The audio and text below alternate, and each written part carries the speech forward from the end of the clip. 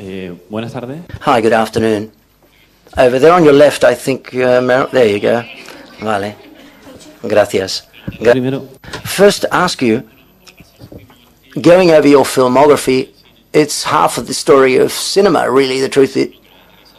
And you've done almost everything. What's the formula that Meryl Streep has to continue to want to make cinema, because you've done practically everything so far? And also, when you choose a role, you play Kramer versus Kramer, the problem of a woman at that time, and now you've accepted roles that talks about women, the problems that women have in our times.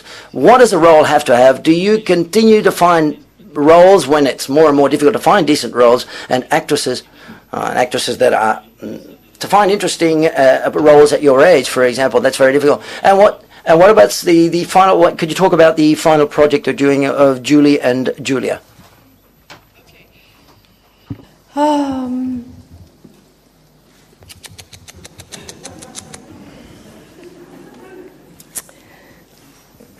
It's always I'm not really sure.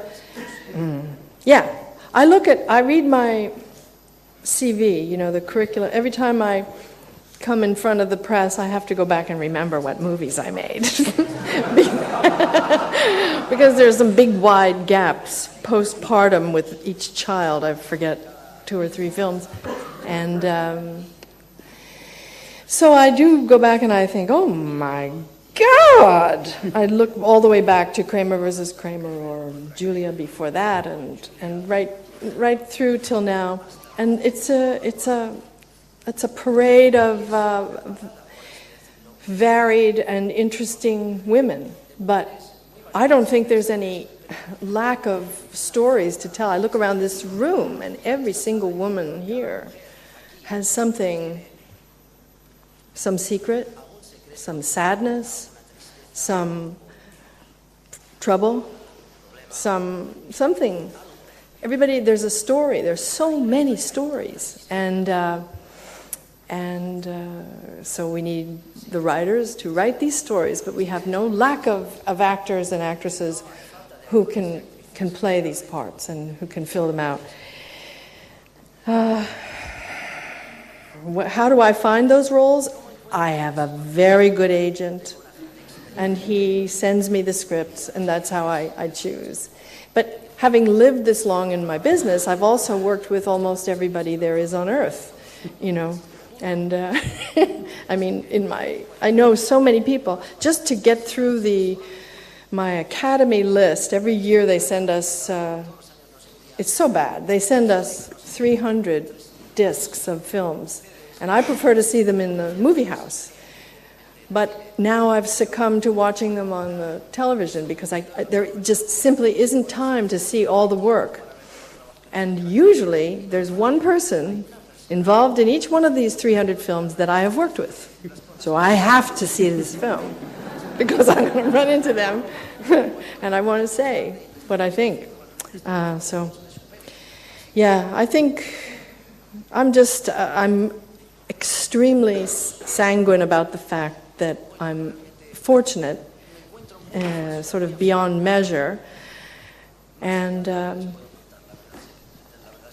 I keep thinking. I remember I said to my husband when I was 40, well, this is it. This is my last year, so we have to look around where to retire, you know. Where do you want to live? We can't afford to live in New York. But every year I've thought I would retire, but things have still come. And I think that that's because there are more women, honestly. I think it's because there are more women working in my industry in the money end. And they're willing to put money towards certain projects that would never have seen the light of day otherwise. So that's why maybe I've had a career. I have them to thank. Hola, buenas tardes. Hi, good afternoon. Congratulations. On the left over there in the white. Congratulations for the award. Precisely, I would like to ask you about this. We haven't asked you yet, I think. It's an award for your career. How do you feel about this, and talking about such a long career, whether you've not had any moments of saying, I'm going to throw the towel in? I can't handle it anymore, and whether that's happened, if that has happened, what has made you recover that confidence and trust in yourself and continue and go ahead? Oh, appetite. You know, no matter how good dinner was the night before, around 7 o'clock the next night, you get hungry again. You know? So you want to, you want to go out and eat dinner. I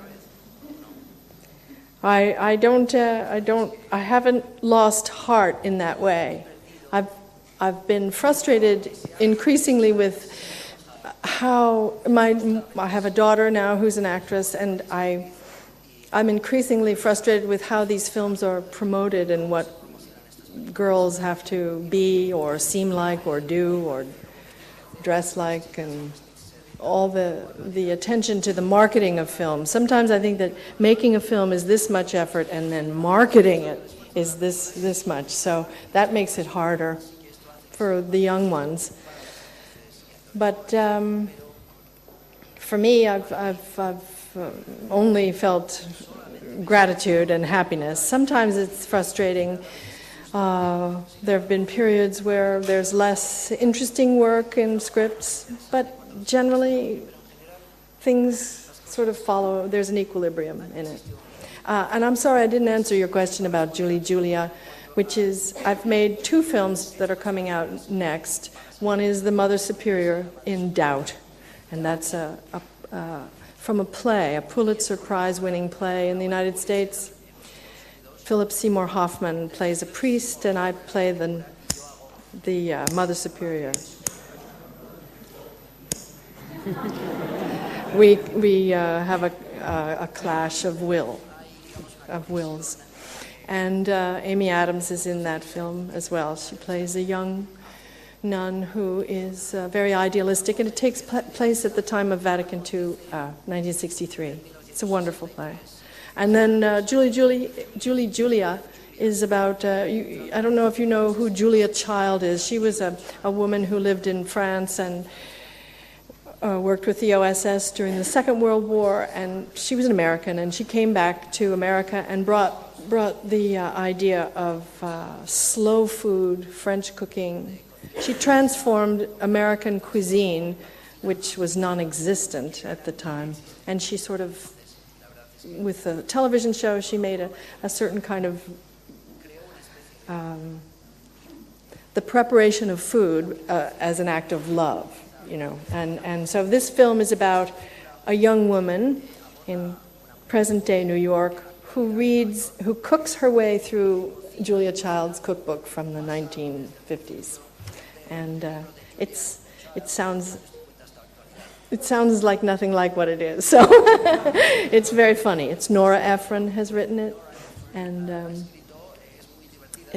Stanley Tucci is in it with me, and Amy Adams again.